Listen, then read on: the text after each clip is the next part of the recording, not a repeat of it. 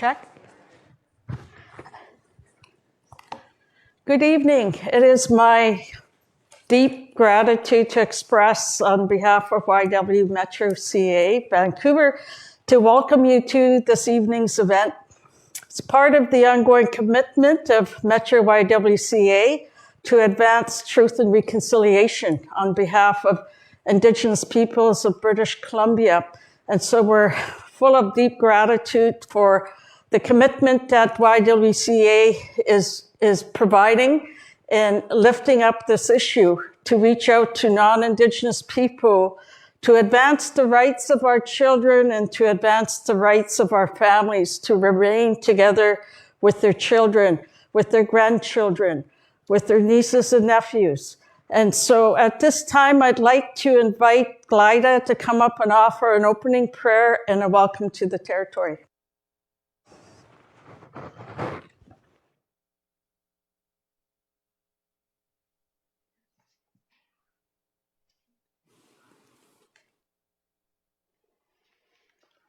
Emote. OCM. Thank you, Viola. Raising my hands in gratitude. Thank you.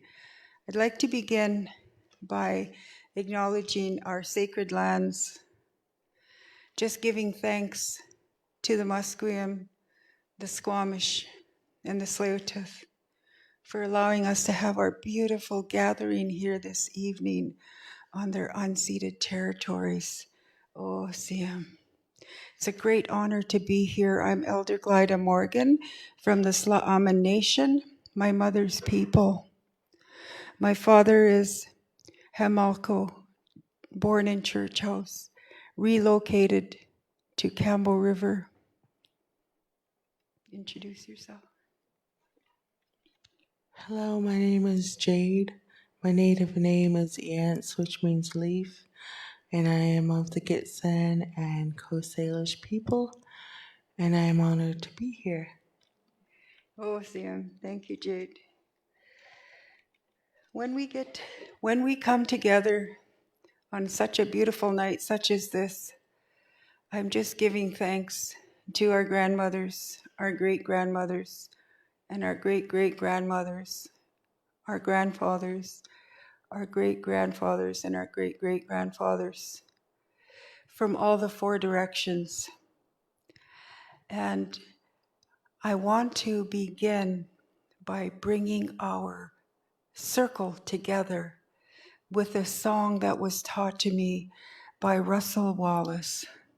And it's coming together in song because I think that music has so much power to open our hearts, to open our minds, and to bring healing.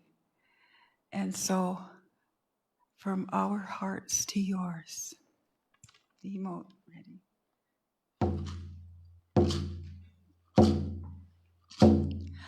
Coming together in song for the healing of our people, for future generations and all nations, coming here to find compassion for ourselves. Hey, hey, hey, hey, hey, hey, hey, hey, coming here to find compassion for ourselves, coming together in song for the healing of our people, for future generations and all nations, coming here to find compassion for ourselves. OCM. I think it's so important that we find compassion for ourselves as we move forward. And I invite you all to pray in your own way.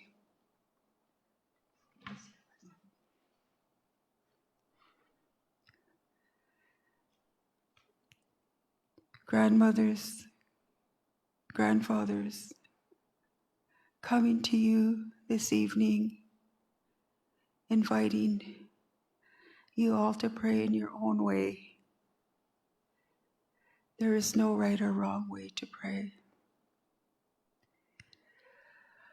I'm asking for prayers for our beautiful, beautiful animals that soar up in the skies.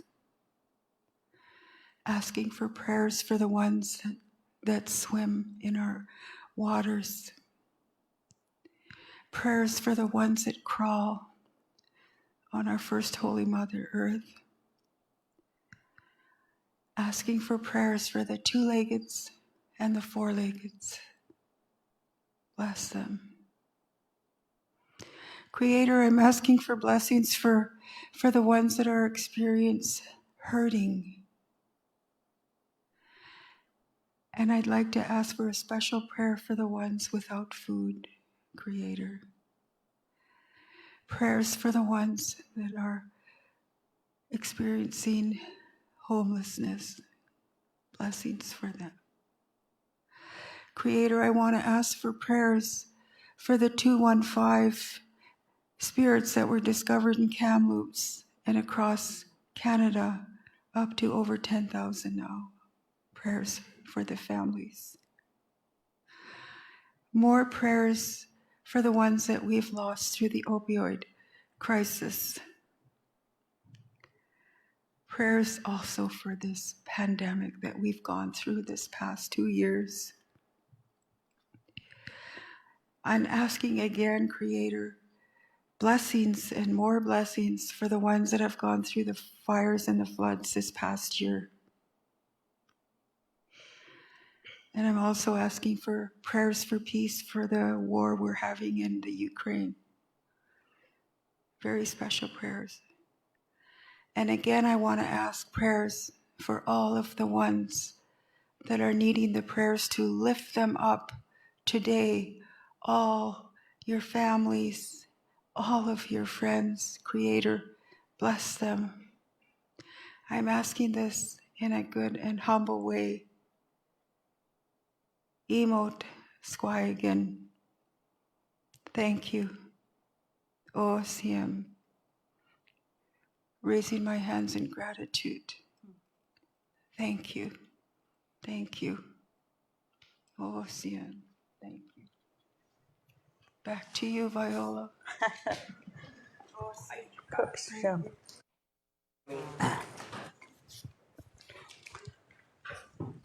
Cook's Gem, Elder Glida Morgan. My name that was gifted to me from my mother is Viola Thomas, and my traditional name is Animki Wadum. And before I introduce our amazing women panelists, I just wanted to offer a few comments regarding the process for this evening's conversation. First of all, I wanted to acknowledge a couple of special women that's joined us this evening who are going to be here to offer any health and cultural supports. Laura Hawkins standing in the back, giving us a beautiful wave over there. We also have Fran Smith to my right. Both of these women are available to here to offer you support if your heartstrings get pulled from what you may hear and witness to this evening's truth, to the truth of what's happening to our children in this province. I also wanted to pay special tribute to some other special guests that we have invited to bear witness to the truth, because we didn't want only each of you bearing witness to these truths. We wanted to call on these special guests so that they too will lift up this truth in the circles that they work in the circles that they travel in the circles that they live in.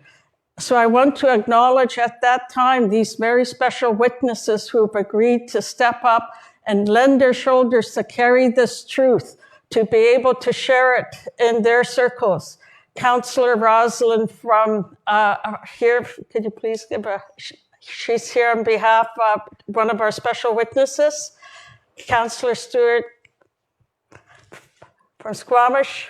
We also have, I want to give a big tribute, shout out to our MLA, Brenda, who was joining us on Facebook Live. She was also very instrumental in helping us access resources to enable us to host this event. We also have Sharon Tia from the BC Human Rights Commission. And we also have a representative as well from the Ombudsman's person's office. So Cooksjam for being our special witnesses for this evening. It's much appreciated. So at this time, I want to invite our special panelists here, these amazing women, to introduce themselves, to share and talk about what inspired them to do the work that they're doing. And after they share their introductions, then I will provide an overview, a historical overview of how we got here to where we're at today. And after each of the panelist presentations, then we'll close with a recording, because one of our special panelists wasn't able to join us in person, but she has provided us with a pre-recorded message.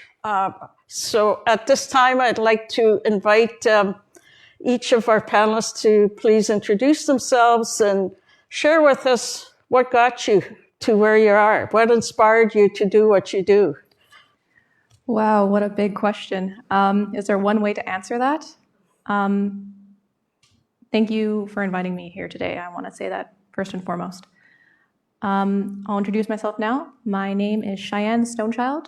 I'm Cree and Irish from the Musqueam First Nation in Fort Capel, Saskatchewan. But I was born and raised here in Vancouver, BC for mainly two reasons. One, intergenerational trauma. Two, the various systems that came into play have impacted me, thus resulting in me being here in BC. Sorry, very nervous. It's been a long time since I've seen people in person. What inspired me? When I was going through many different turbulations in my life, when I was living with my mother, when I was entering into the foster care system, I always felt that there was no one there to stand beside me and guide me, that I felt lost. And not only did I feel lost, I had no information to teach myself about my own situation. There was nothing for me to read, observe, other people for me to talk to guide me into the next steps of the situation I was facing, from living with my mother in the downtown east side to entering into care due to tough circumstances that were justified, granted, to an extent, and then going into care and struggling to put pieces of myself back together without support. Like I said, there was no one there to guide me. There was no readily available information on my situation, and everyone believed they were doing this to protect me. That was always the most interesting part. And my peers, my foster siblings, other people I came into contact with while I was in foster care, many of them are not here today anymore, for one reason or another. And not only that, they shared my experience as well. They had just as hard of a time as I did. And still, they had very few people to fall back on, to provide them with support. And again, they had no information to understand the full context of their situation, nor where to go if they wanted something changed. There was no one there for them. There was no one there for me.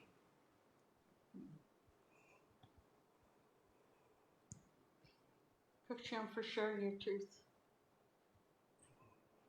Good evening. My name is Grace Tate. I am Tsimshian originally from Prince Rupert, BC. I'm of the Eagle clan.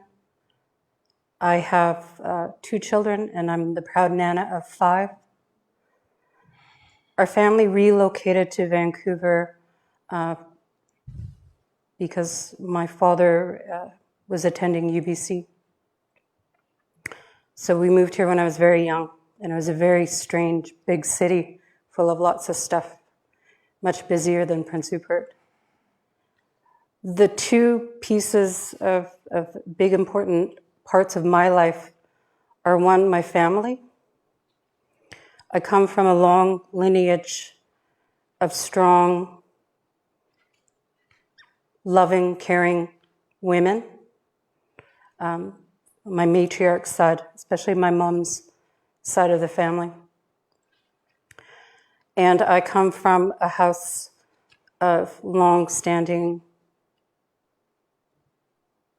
memories, communities, life, productive life, loving life, of a house with my late grandfather, 2 chiefs' names.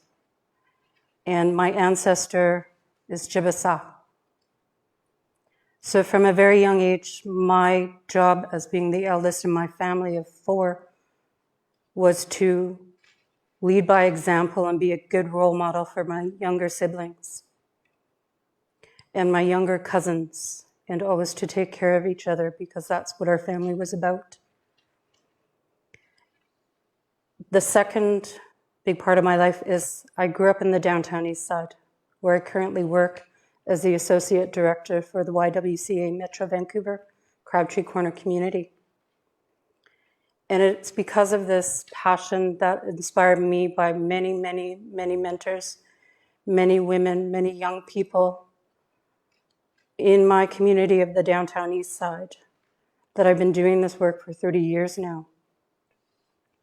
I'm very honored that I get to go to work at Crabtree Corner, and I see the generations of families that I knew, the women that I learned with and I shared with as young parents, learning what our community was about and the needs that we had. And that continues to this day, where both of those pieces are very important to me and provided me with the strength, the courage, and the determination to continue to open doors for other people in my family and other women, young women in the community, so that I carry on that tradition of mentorship. And that's what I'm thankful and most passionate about. Hajka. I'm going to make sure that this works, and it certainly does. So I'm Frances Rosner. I'm a Red River Valley Métis from Winnipeg, Manitoba. I have connections to Pine Creek First Nation. I am also Irish on my mother's side of the family. And so I work in the child protection system. I'm a family law lawyer with a special interest in the child protection system. Out of law school and in my undergraduate degree, I spent a significant amount of time studying restorative justice. And I became involved in GLAD-DO report writing right out of law school.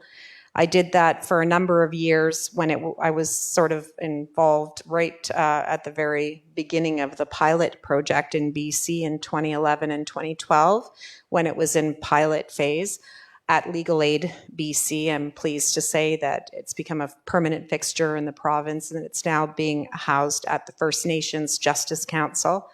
Very, very pleased about that. And in terms of what drove me here, and I think it makes sense to explain how it is I developed an interest in and shifted gears from the criminal law sphere, or the criminal law system, and in particular the prison law system, to child protection. I'll explain that connection at the very end. I think it's important to do some truth telling about my history and my past, having grown up in a biracial family with half of my family being Indigenous and the other half being white and privileged, just because they were Caucasian. I will say that as a young child, I was born to very young parents in Winnipeg. I was not a planned child into this world. And I had a very turbulent and difficult childhood. And I think that my own personal system with the child welfare system in Manitoba is likely why I ended up here today. And that is that as a very young child, age 6, I was taken from an unsafe home at the hands of my Indigenous family and placed with Indigenous family members, my auntie, in a community called Ebb and Flow. It's a First Nation in northern Manitoba. On reserve, my auntie was a teacher. My uncle was a truck driver. I was 6 years old. I was taken from my white family, an unsafe setting, and moved into a community in northern Manitoba. The ministry became involved with me at that age, and I think at the after a lengthy court battle, a decision was made to remove me from a very safe and loving home in Ebb and Flow and return me to an unsafe setting with my white family members. And I'm not going to get into all of the details, but I will say this. I was told by my family members that the basis for that decision was because the social worker who had conduct of my file did not want to see a quote unquote blonde white child growing up on reserve. So I think that was my first introduction to racism, systemic racism. That was, had a profound impact on me. In the end, it all worked out for me because I wasn't taken from my family. I didn't become a ward of the state. I didn't enter the foster care system. Very fortunate for me. I was able to preserve my family connections with both my Indigenous and my non-Indigenous family members. And I ended up later on in life being in a very safe, loving setting. So that said, I never forgot the social worker who was involved in that early decision making. I grew up in Winnipeg, and my white family lived on and I don't know if this is going to be meaningful to anybody here because Manitoba and Winnipeg in particular has a unique demographic where the Indigenous people are concentrated on the north side of Portage Avenue, and non-Indigenous folks. It's changing now, I'm happy to say, but certainly when I was growing up, non-Indigenous folks on the south side of Portage Avenue. So I traversed, between the north and the south side of Portage Avenue. And I had an incredible Indigenous family, and sorry, every time I think about it, I get emotional. So I'm just going to take a moment. I had an incredible Indigenous family who really cared for me and supported me as a young person. And it hurt me as a young person to see the racism towards my grandparents, my father, my entire extended family. And ultimately, I garnered a lot of that pain as a child, became interested in trying to understand what racism was. I think at a very, very early age, I was calling people out in Manitoba for being racist towards my family members.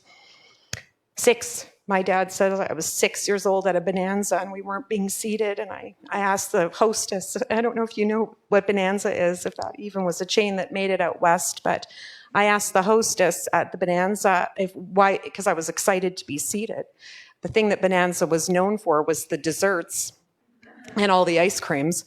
And I was excited to be seated, and families kept coming in after us and continuously got seated. And my dad and I were standing there, and I'm getting anxious and I'm getting annoyed. And I said to the hostess, I said, "Are you not seating me because my dad's Native?" And well, we got seated very shortly thereafter. And so I began calling out racism as it, just as it was and as I experienced it from a very early age. And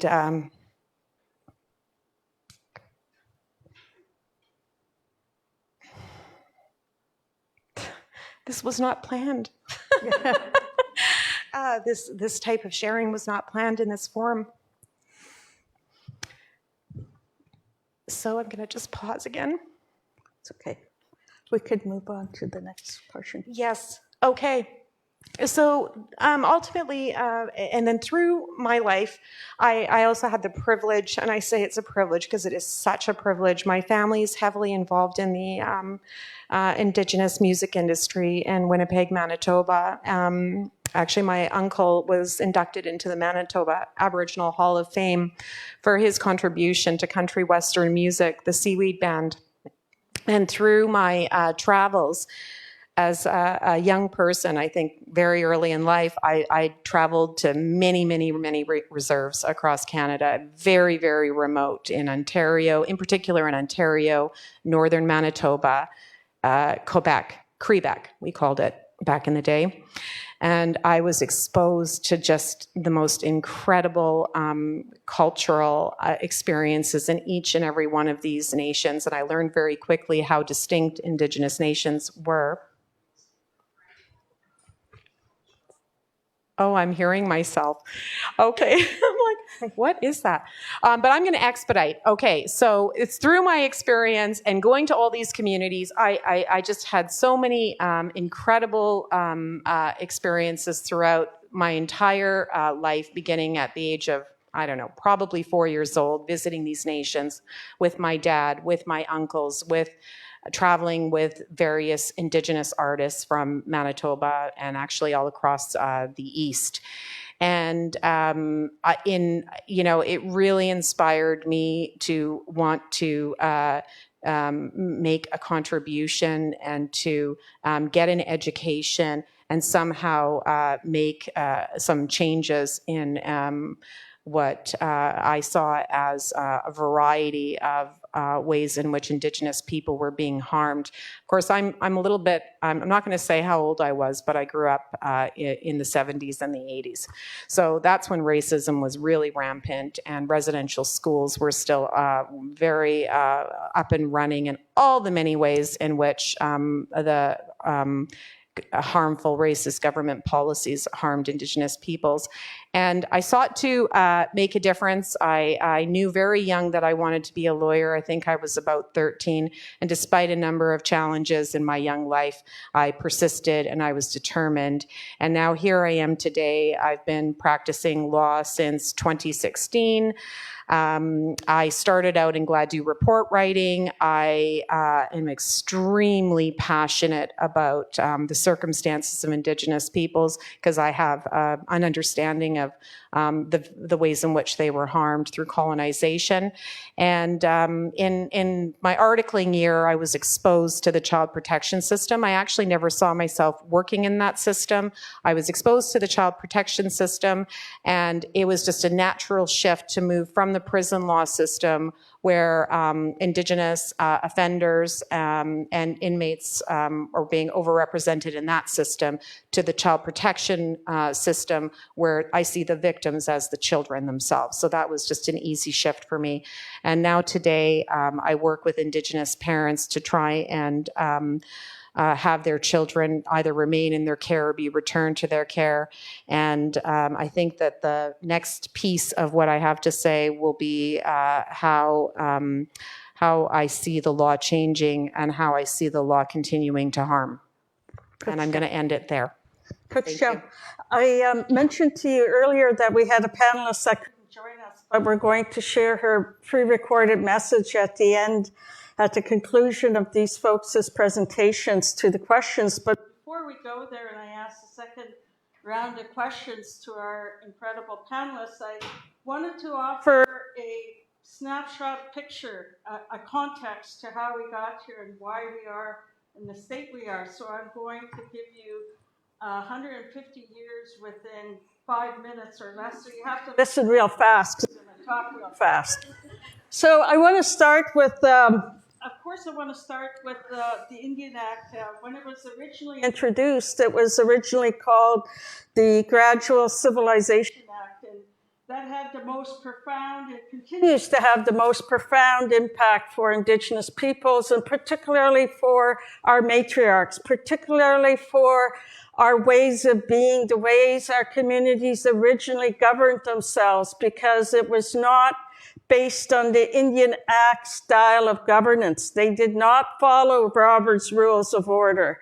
It was a form of governance that was unique to each nation in British Columbia, that had a strong role by matriarchs, that had a matriarchal focus in our style of governance.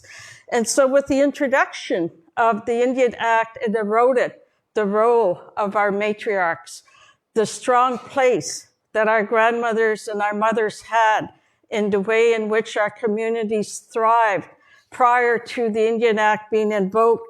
By 1880, the government of the day eroded the rights of women under the Indian Act to give them the right to even vote for the Indian Act Chief and Council at the time. So it was a total attack on our ways of being in terms of our traditional forms of governance. It was a total attack on our family, our kinship relations with our extended relatives. It was a total attack on our children and the right of our children to grow up to be who they are, having the right to know their culture and to know their language. And so the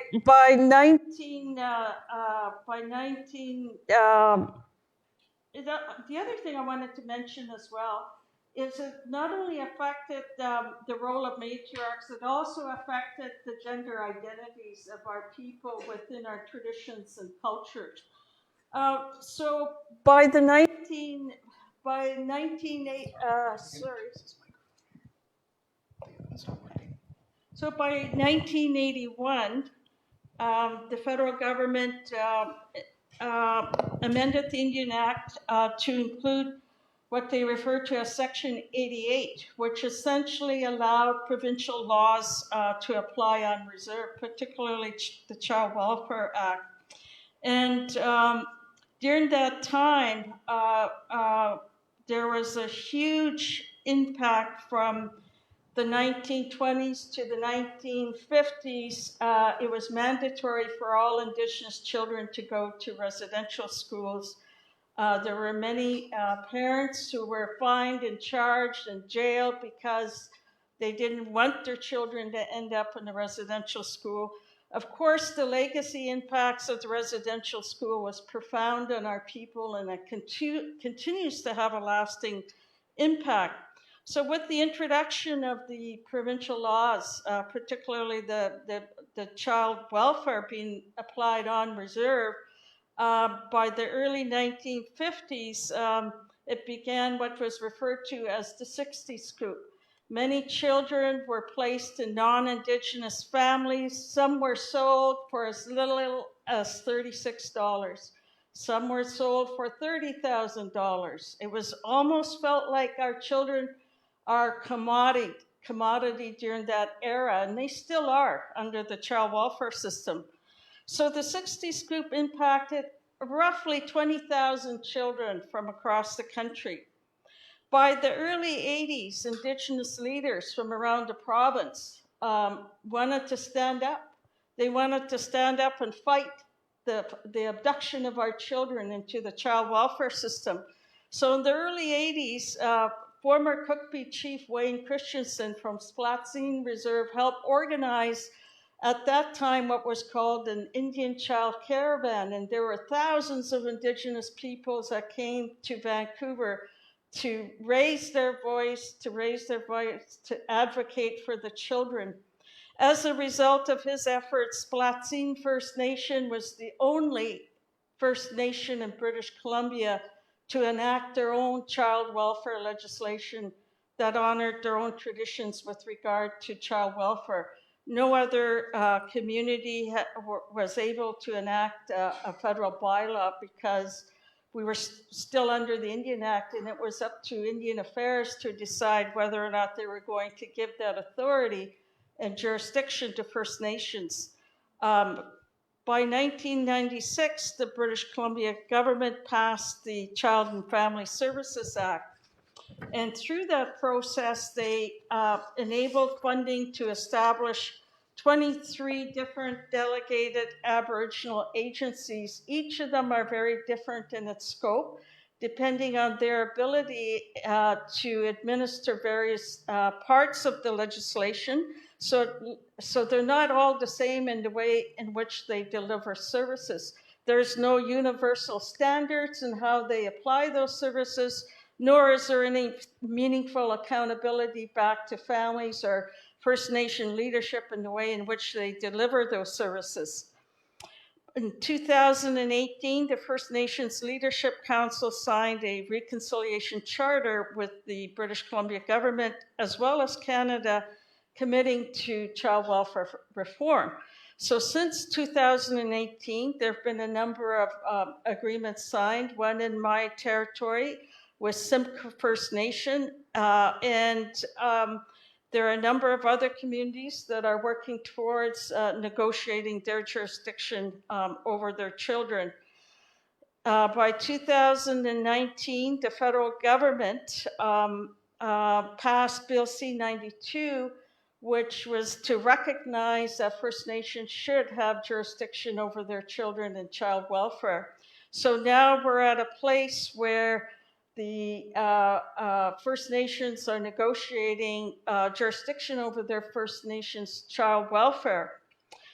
June 9th of this year, the United Nations released their periodic review of the Convention on the Rights of the Child. And it expressed in their report their deep, deep concerns and the lack of the government's ability to protect the children from violence. They expressed in their periodic review that there is serious harms happening as a result of the systemic discrimination that exists within the child welfare process in British Columbia. And in fact, if you were to read our legislation, today's legislation, there's nothing in there that embraces or acknowledges the Convention on the Rights of the Child. There's nothing in there that gives a statutory definition of what does neglect mean, so that opens up the door for unconscious bias on the part of social workers or the system. So there's a lot of gaps in the current legislation, and there's a lot of gaps within the way in which services are delivered that is not fully honoring the rights of the child in terms of their being, what their cultural traditions are, and providing meaningful support for their repatriation. So that's a quick snapshot. I hope that that it gave you a better understanding of some of the challenges that we're facing that's evolved historically. So I'm going to move to the next question to Cheyenne. Could you give us what if you had a magic wand to change the child welfare legislation, what would you want to see put in that legislation today on behalf of young people? Oh my.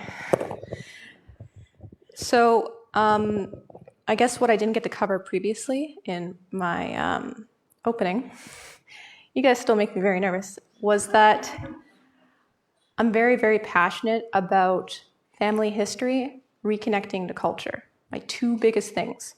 If I could wave a magic wand and add something that I think would be meaningful to children and youth in care today, it would definitely be around roots practitioners and around accessing information as a child in care.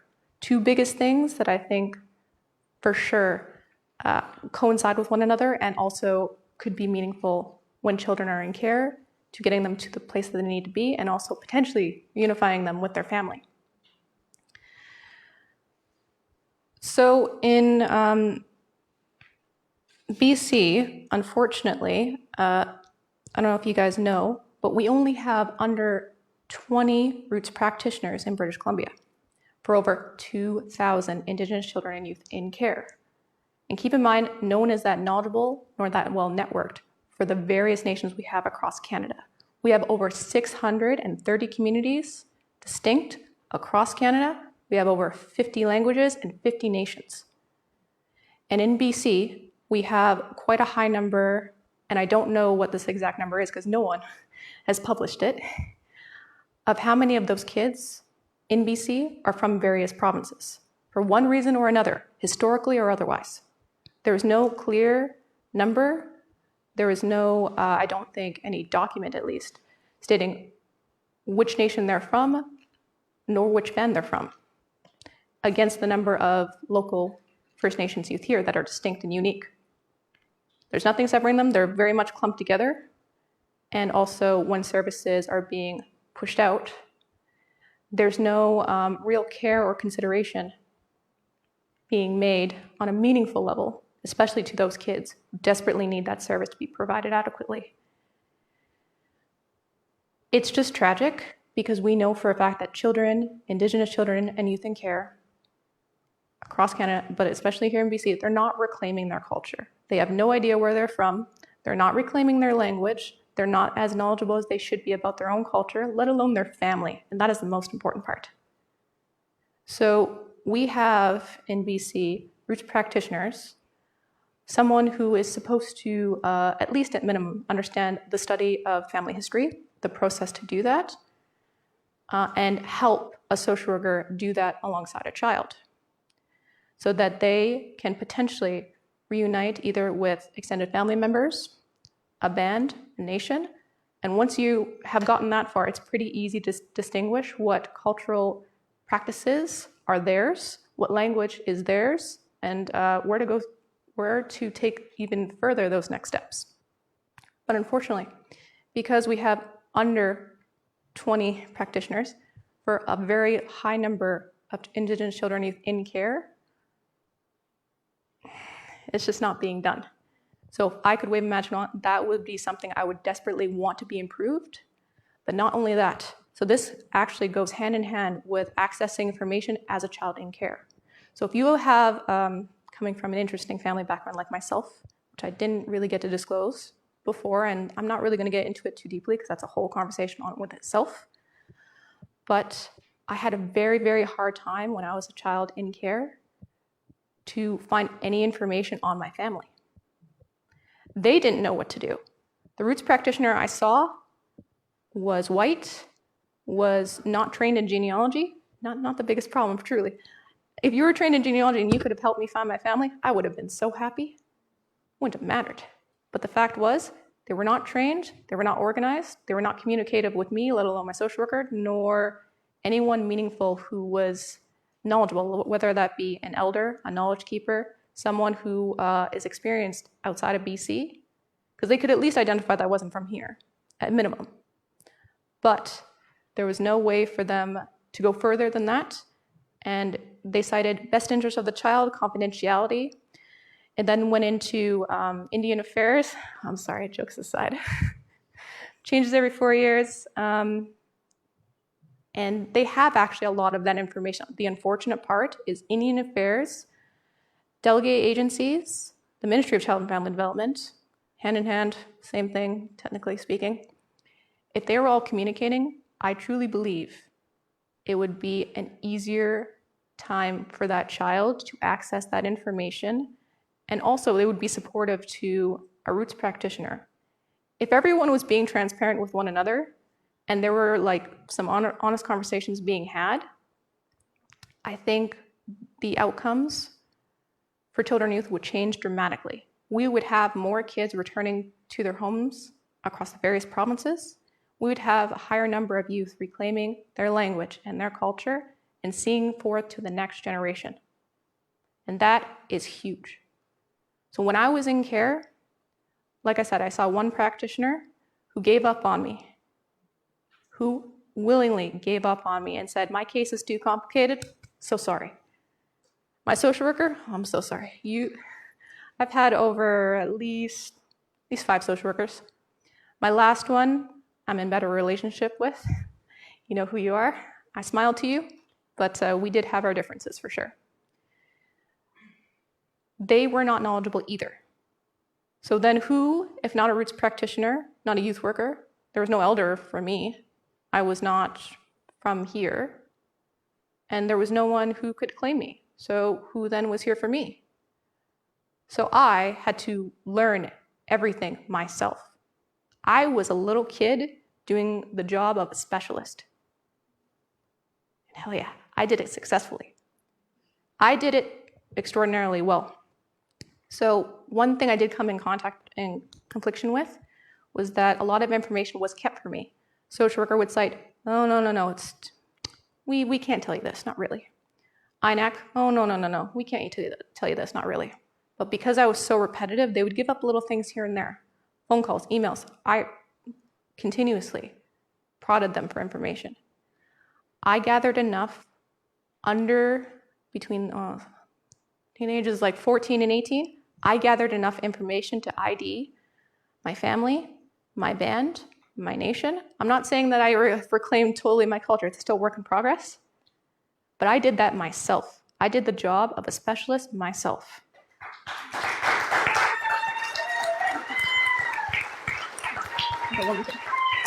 And the last thing I would say, the reason it's part of my inspiration in the work that I do now, I want to do this better and support other youth who are just as lost as I was. That was kind of what I was indicating before.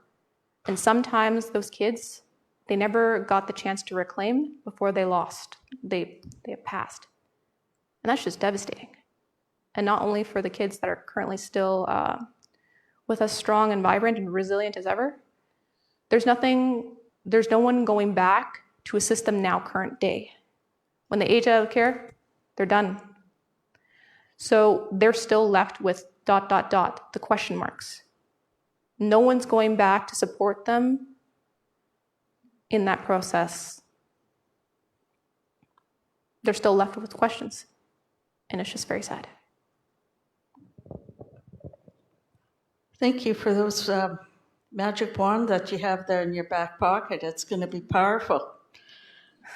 Grace, I'd like to ask you, what are some of the structural challenges that you see within the child welfare system in working with Indigenous families? If you could reflect on what are some of those structural challenges for folks to better understand? I think one of the most basic ones are language. The language that we have in the child welfare system is very distant from everyday people's conversations.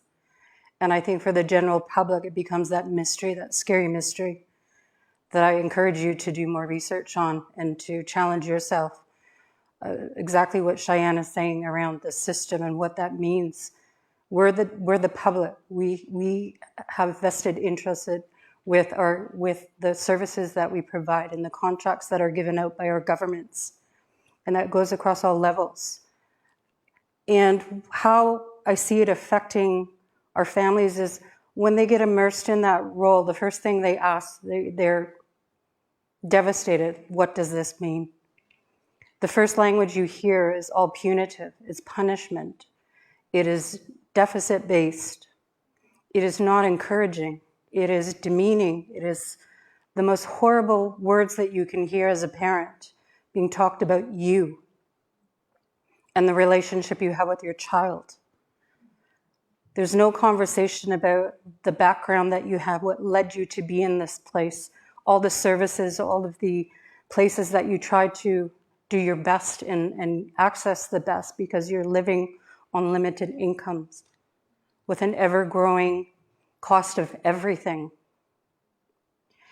And so at Crabtree, the most thing you'll hear is the relationship that we've built with the families we work with, so that it's intergenerational. The families that I first started my career off 30 years ago, I'm now seeing the great-grandchildren in our center, and that to me is powerful.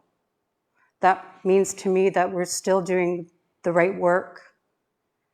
And what families say back to us is that it's because it's safe. You don't use those scary words in a scary way.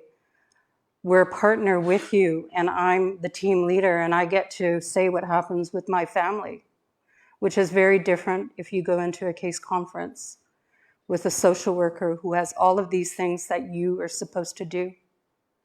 And that we place all of this work on the mother or the grandmother or the auntie, whoever is the one left to deal with children.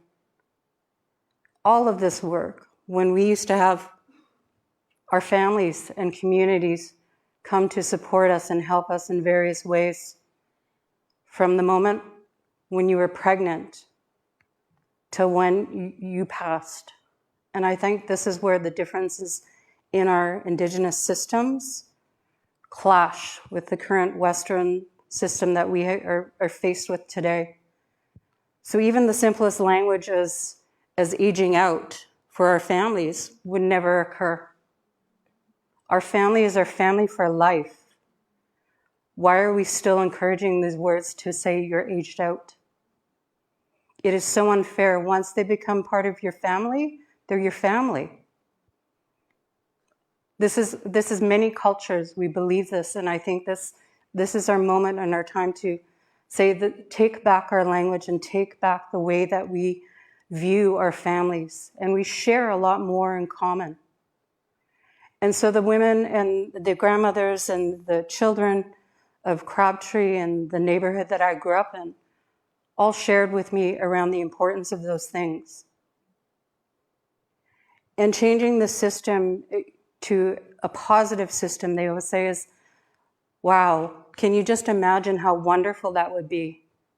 Soon as your baby is born, you have people there, someone who cooks you a meal, someone who comes in to help you clean your house, someone who helps make arrangements with the other children, someone who's taking care of the dad, someone, etc. In our Indigenous communities, many of our Indigenous families and the way our lives were very successful in terms of our systems, our family systems. And this current system is so foreign to us. It hurts us and it damages us and it beats us down where we feel like we don't have a voice. So places that you make safe, like Crabtree, and the Y has done an amazing job in supporting our work there, important work there. Allow those women to find their voice and to find their connections and to find their strength and to find their families. We have many women who are at different places in terms of reconnecting back to their communities and their families. Some don't want that connection with their families because it's not safe. We understand that. Those are the things that we need to make sure and have in place to allow women who are the most vulnerable and their children to be successful in their lives, to lead healthier lives. And that is happening in very many places, but our connection together is most important. It is you in this room that helps us to get the message out, to help other people understand that these are the things that will help us get there. And we can't do it without you. The change happens with us together. And I think in our communities, like Viola has said in 1981 with the Children's Caravan, the community still talks about how important, how wonderful, and how they would like to be part of something like that yet again, to say, our children matter, we matter, and we need to take back what is ours in our families and our systems and our structures that reflect the loving, the kindness, the caring, the supportive, and do away with that negative language system that is damaging so many kids. What kind of system is this when you have a little child who's under 5, who's gone through 19 foster homes? That's what's happening.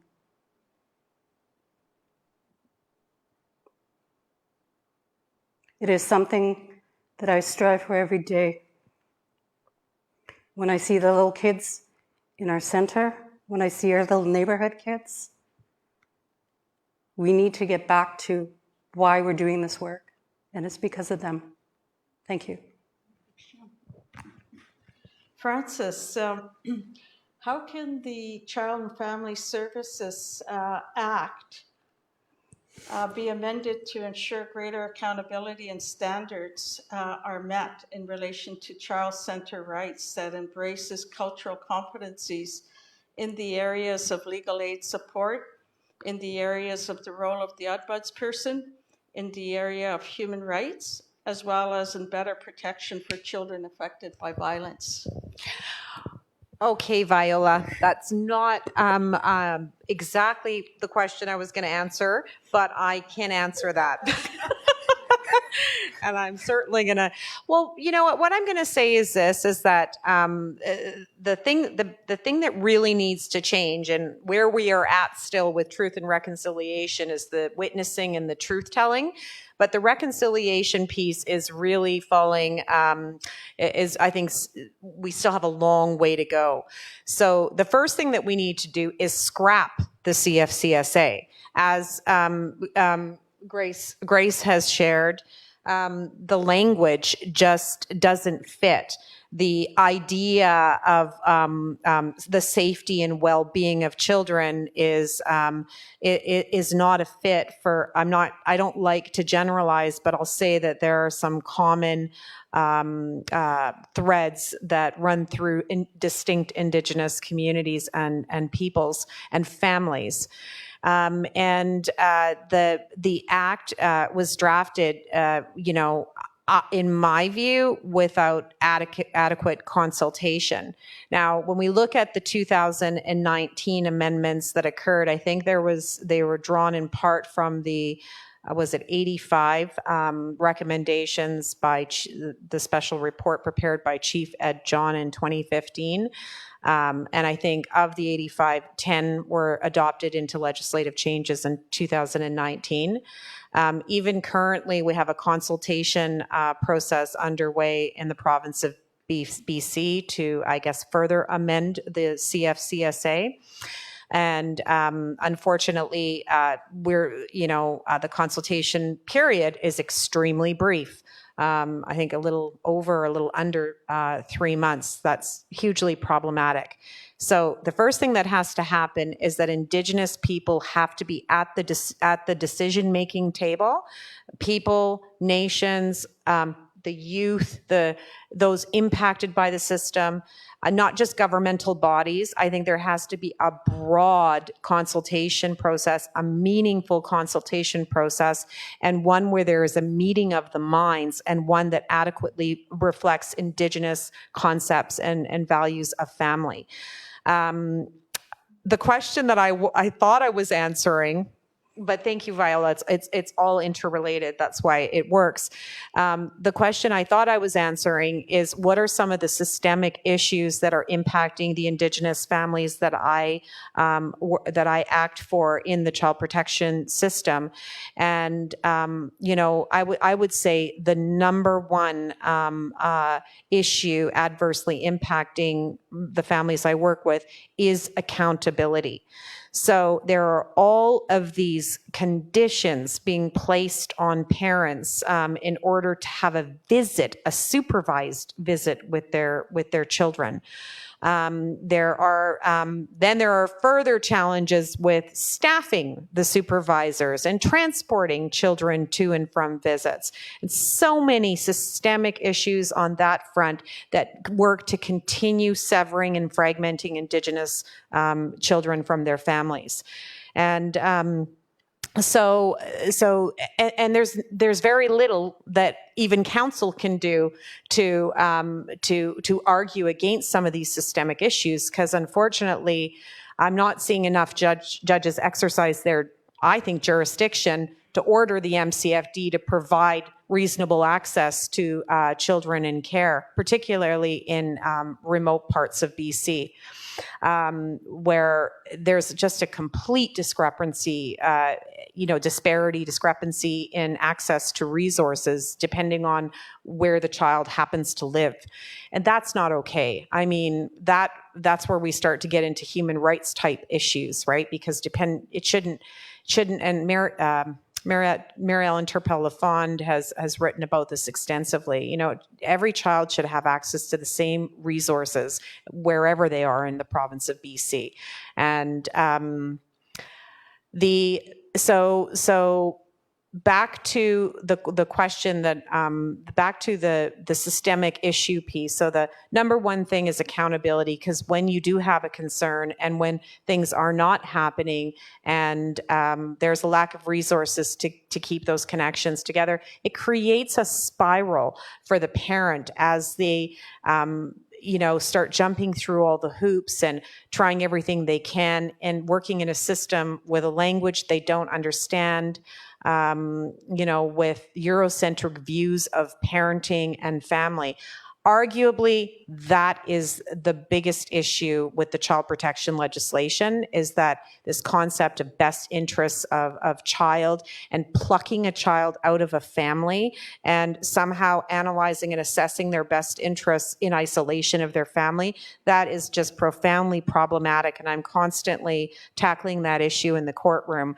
It's not about the best interests of the child per se. It's about the best interests of the family, particularly in a post-colonial world where so many families have been harmed and so many parents have been harmed in the most egregious ways.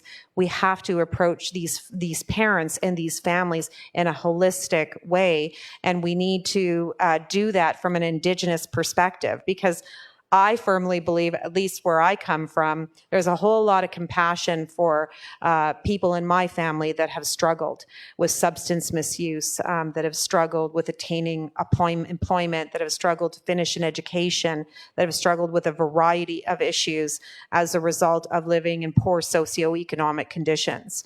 And so, the best interests of child should never be looked at in isolation of the best interests of the family as a whole. And further, who is the family?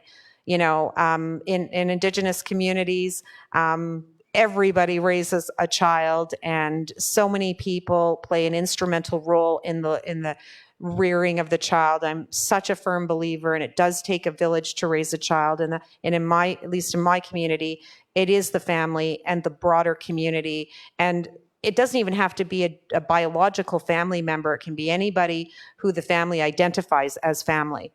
And in BC, I'm learning all the time about different ways in which Indigenous communities are structured from a familial perspective. And at the end of the day, there needs to be a complete paradigm shift in how we assess what is best for Indigenous children. The other thing is that I'm still seeing things like attachment theory to foster parents, and I'm just going to leave it at foster parents, as taking priority. That attachment of the child to the foster parent is taking priority over placement with extended family and community members, and still not enough emphasis being placed on what Cheyenne talked about earlier, which is the need to keep Indigenous children connected to their culture and to their communities. How can you do that if you don't have a roots plan? Every child coming into the system, and I mean quickly, need to, it should be a statutory requirement that every child coming into the system has a roots plan, and within 30 days. Everything else is, I keep on hearing, throughout, sorry? We have another panelist. Oh, yeah. Okay. So then I'll just, okay. Thank you. And I wasn't sure how long I could talk for, so I have to be mindful, and I don't have the time, and I should be mindful of the time.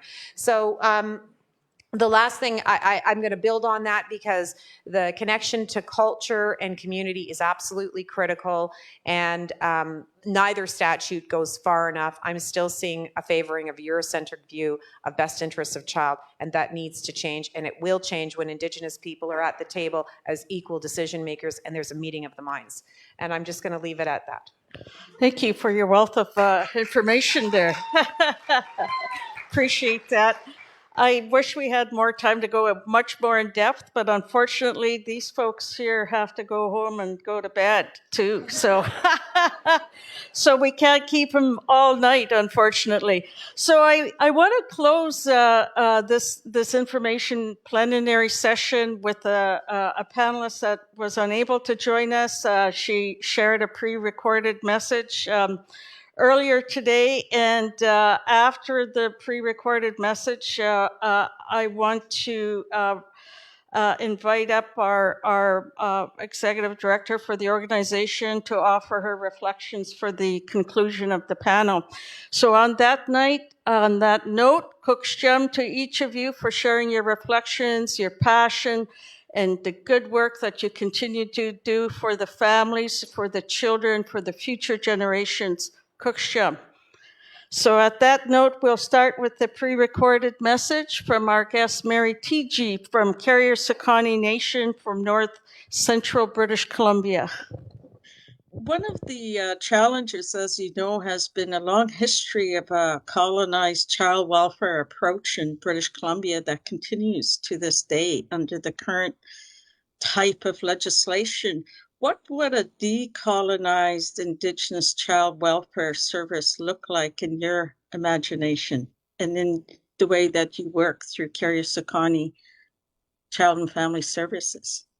I just got so I've been in this role for about 16 years, and when I first got hired, I told my elders and the hiring committee that the only way that I would take this role is as if we could develop our own system and eventually be out of the provincial system.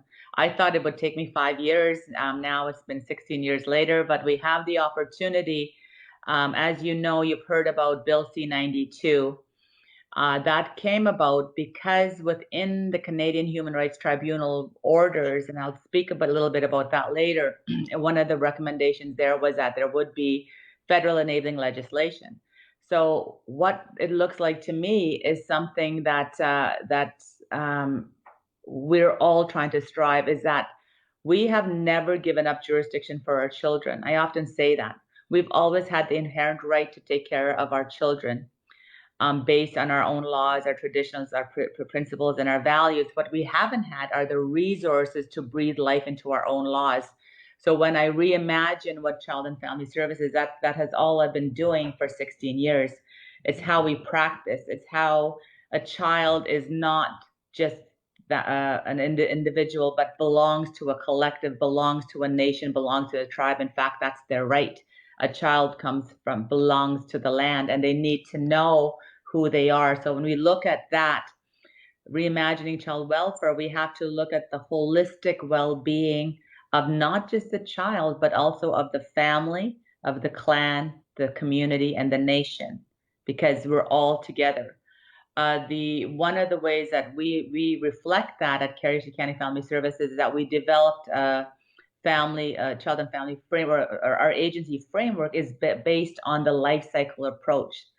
So the premise of that life cycle is if you have a healthy baby, you'll have a healthy child, healthy adult, healthy parent. And then it goes on elders and into the afterlife. So that really shows us the holistic wraparound services of taking care of the child. So reimagining child welfare, it's not based on intervention, it's based on prevention. And so when we think about prevention, we have to think about the ties that we have, the reason we have a disproportionate amount of children in care, and all the issues that we see is because of the impacts of colonization at first, and then impacts of residential school. And so when you're looking at how are we going to provide service, you have to always go back to what was lost at residential school, what was weakened. Our language, our culture was weakened. The ways of being was weakened. The way that we parented was weakened. So these things we have to reinvigorate, and there has to be a resurgence of our traditional and cultural ways. So our cultural laws are still there. Our traditional laws are still there. Our languages is still there. Not everything has not been lost. So when we look at child welfare, what we're doing at Carrier-Sakoney is we've developed our own family law model, and we are developing our own legislation that is incorporating our traditional laws and principles and values. We've been doing this for 30 years. We've been doing research for 30 years. So we have traditional child rearing practices that we've gotten from the elders that are long gone. We have those laws. We developed our own family law model about 15 years ago, based on we're governed by the potlatch or the batlat system or the feast system. So that our clan laws, our ancestral laws, is what the foundation that we are building upon to develop laws under Bill C-92. Cook's Jam for that. British Columbia has the most diverse nations and most diverse Indigenous languages than any other region in Canada. And so, in that context, how do we bridge that cultural foundation for many Indigenous children who have been abducted through adoption or through the 60 scoop? What does that look like in the urban context of how we ensure that urban Indigenous children have that reconnection and opportunities to reconnect with their cultural heritage and traditions and values? I think that's a really good question, and it's something that I think we all grapple with. And how do we do that in a good way? So, what our CEO Warner Adam has always said to us, since we first started, a child is a child is a child. It doesn't matter. So, whoever comes to our doors, we provide services to. I provided services to non-Indigenous people. We have protocols with all the other agencies in British Columbia. So if a Haida child, for example, is living here in Prince George, we provide service to them and ensure that there is that cultural connection back to Haida. We do this through visits home. We do this with a connection with the nation to say, okay, what are the educational materials? We hold as much as we can foster parents to account to ensure that those cultural pieces are there for that child, regardless of whether or not they're Haida, whether or not they're Métis, wherever they're from. We really try to, we have to ensure that because it's their right. I believe that every child has a right to their nation, to their land, and to benefit from the resources from their land, but also to their stories. I mean, that's their God-given, their creator-given right. So when you think about it in planning for children in the urban setting, you take that one child, but that child belongs to a family, belongs to a nation, belongs to a way of being that is different from mine. But how do you celebrate that? So it's every child we have to look at, and I think that's the beauty of many urban organizations, is that they get that. What is really sad, though, in British Columbia, and I don't know if people know this, that when we look at the funding, when you think about the funding, and you've heard all about the $40 billion settlement that we won at the Canadian Human Rights Tribunal. This was all just announced, since December. It's been on the news. Well, federally, we have federal billable children, so this is on reserve funding. So now our fight is to ensure that the province steps up to the plate so there could be substantive equality for all children. And so if we have that, then you're going to have more resources to ensure that child and that family has the ability to go home. One thing that we know, I'll give you an example of what we're doing at Carriage County Family Services. So now that we have the funding, what we're doing is we develop a program. Before we're formalizing a program, we already practice this way, but it's a program called Home to You. And so we're bringing, especially like single parents, single mothers that are living in the urban setting that may not have enough finances to get home to do their food fishing. So we're bringing them home to do their food fishing, so they'll have fish throughout the year for their children. We have family support here for anybody within the Prince George urban area. We provide intensive family support, 24/7 care for 5 weeks for anybody in the urban setting that identifies as Indigenous. So there's ways of doing things, but I know that a lot of the urban agencies and the urban organizations do not have as much funding as, say, the federal side because of the $40 billion settlement. I just wanted you to know, in order to remedy that, myself and our legal team, Gowlings WLG and Murphy Batista, actually served the province with the notice of civil claim, much like we did with the federal government, to the provincial government, to ensure there's substantive equality regardless of whether a child lives on reserve or off reserve. Well, on behalf of Metro YWCA Vancouver, we want to say a huge big Cook's Jam to you, to all your staff, all the elders that you work with, for the good work you do for the future of our children. And I want to express our very deep and hearty congratulations to your organization for being the only second Canadian organization to win such a prestigious international award for the work that you do to lift up our children, the Carriacicani children of your nations. Masi Cho, Cook's Gem, be well. Thank you so much, Cook's Gem. Okay. So on that note, I just wanted to also invite each of you as a way to stand up our families, stand up our children. We invite you to send a letter expressing to the powers that be that they need to honor the Declaration on the Rights of Indigenous People, as well as the calls to justice for murdered and missing women. We have a writing table at the back on your way out. You're welcome to pop by that table and write your letter, or you can use your high-tech TP trauma phones there and scan the QR on the sheets, and it'll have the prototypes of the letters that you can utilize. So we invite you to stand beside us, help support our families and our children by expressing that to the leadership and the BC government. And at this time, I'd like to call on Erin to please come up and share her reflections to close off the evening. And I deeply appreciate each of you being here, giving up some of your time to lend your support and to listen and to activate reconciliation in a meaningful way. Cook's Gem, all my relations. Thank you so much, Viola. Thank you all for joining us tonight for this important discussion. We are honored that you have shared your truth with us, and the impacts of colonization, the racism on Indigenous children, the stories that you've shared empower all of us. And I think that the life cycle approach resonates, thinking of the words that Mary T.G. just talked about, the ability to reimagine that equality for all children. I hope we take that energy, and as Viola identified, that call to action to really be addressing government on these important issues. So deep gratitude. Thank you so much. We appreciate it. I would like to ask everyone to wait to appreciate our panelists, and I'm going to call some folks up to the stage so that we can acknowledge everyone who's here tonight. Elder Glida Morgan and Jade Morgan, if you'll join me on the stage, I would be honored, please.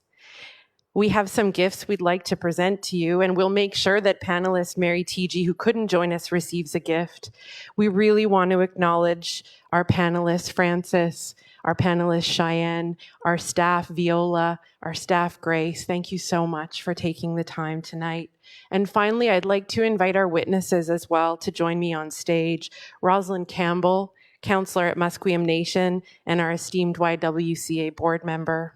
Sharon Thera, Executive Director of Education and Engagement. If you're here, the Office of the BC Human Rights Commissioner. And Simple Yan Stewart Gonzalez, the General Counsellor of the Squamish Nation. If you'll please join me. We have a very special gift before we're going to be joined again by Elder Glida and Jade with some music. This is an incredible, I think, representation of creativity from Amber and April. Amber is a mom of 4 who's from the Shishela Nation. You can find her work under Amber's Beading. She's beaded an incredible medicine wheel button. And it's Amber Beaver who's done the beading of the incredible medicine wheel button. Amber's our fetal alcohol spectrum disorder key support worker. She works with Grace at Crabtree Corner.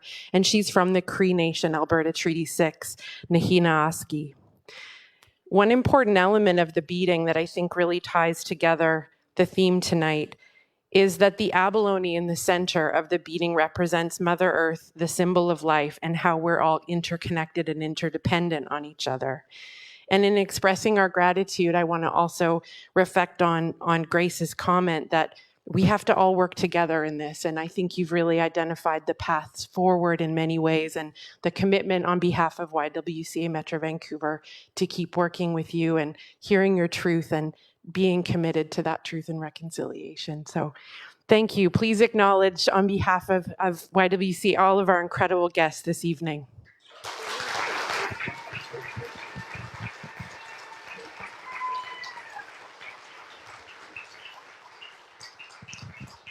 I'll present these gifts, and then we're very honored again to have Elder Glida and Jade be able to formally close out the evening by singing the honor song for all life givers and children. I want to recognize some of the council members, MLAs, and government officials who are with us this evening, either in person or virtually. We know your presence here signals your commitment to advancing truth and reconciliation, and we thank you, as well as thanks to the province of British Columbia, for your support with this event. And finally, I want to thank and acknowledge the families who shared their stories with us as we began planning this panel discussion. Many of their quotes are displayed in the lobby, and I encourage you to read and reflect on those important messages as you're stopping by the table to use the QR code to make those letters happen, and reflect on their important messages if you haven't done so already. So I'll present the gifts, and then we'll invite Elder Glida and Jade to close out the evening. Thank you.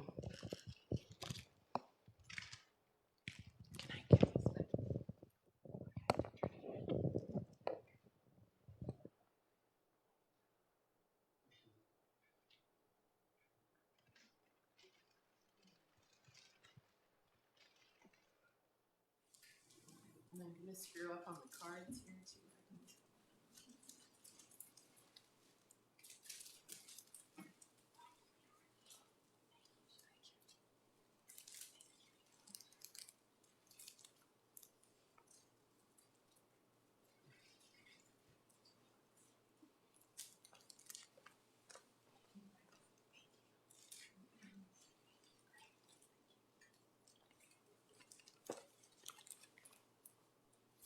And I'll catch you all with cards on the way out. Okay. Over to you, Elder Glida.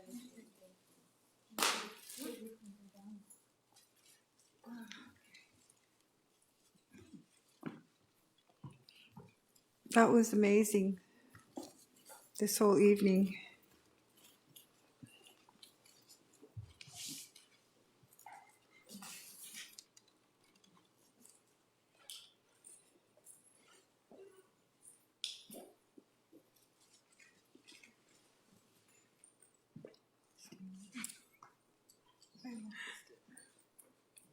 Okay.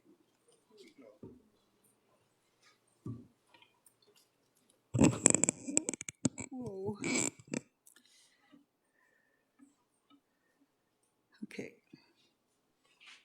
My cedar's not down. Just use my fan.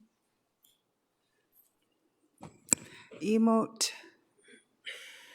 Just wanting to raise my hands to all of you in gratitude and respect and honor. And just thanking Viola Thomas. She's an amazing woman that I met at the Women's World Conference in Ottawa in 2010. It was a great honor to hear her speak there. And to meet you again as Indigenous Relations Manager, I'm so delighted. Thank you. And I also want to thank Lisa Rupert, Monroe House Second Stage, for reaching out to me as well, as we did work in the same circles a few years ago. And I want to say a huge thank you to Cheyenne Stonechild, founder of Generation Project. I'm so proud of you, OCM. Grace Tate, you're amazing, strong, hanging in there at Crabtree. I haven't been there for a while, but I'm probably heading back there one of these days soon. You're an amazing, strong woman. Frances Rosner, family and prison lawyer. Wow. I need to hire you.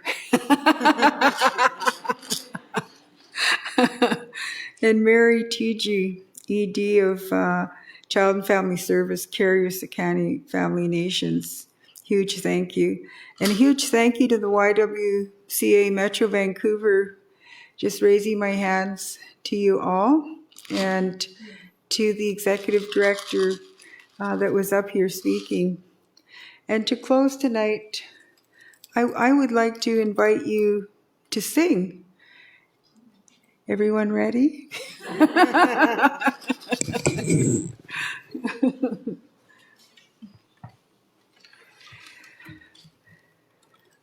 I hope you're not all in a hurry to go home. We're gonna sing a couple of songs.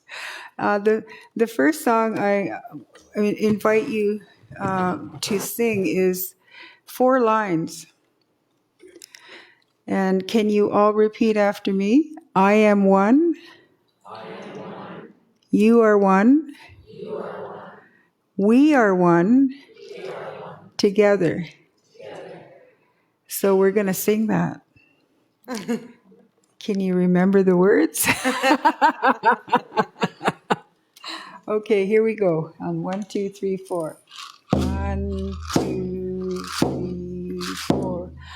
I am one and you are one and we are one together. I am one and you are one and we are one together.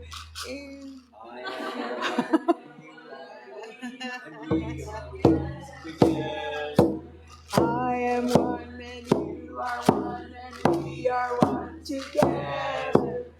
I am one and you are one and we are one together. I am one and you are one and we are one together. You guys are amazing. I love you. You're the best. So for the last song, I want to invite all of our strong women and whoever else that would like to join in this open song. And it's to honor Martina Pierre from Lil'wat Nation. And she created the song when she was in a sacred sweat lodge. And she had received this from her ancestors. And it's a women's warrior song. And if I can please invite all you beautiful Indigenous and strong women to sing, and everybody from all the 4 directions, we would like to close with this beautiful women's warrior song. Everybody know that one? Raise your hand if you know it. Okay, that's a lot. It's pretty, you would be able to, everyone will be able to catch on. So I'm going to do 1, 2, 3, 4, and then we'll start, okay? Hey, hey, hey, oh, hey, oh, hey, hey, oh, hey,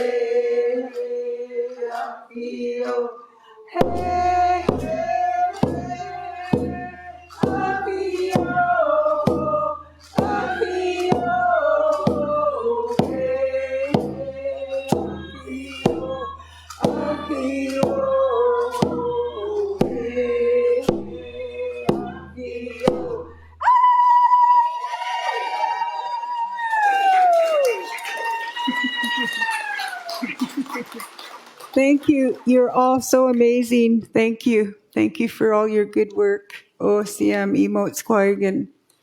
Thank you.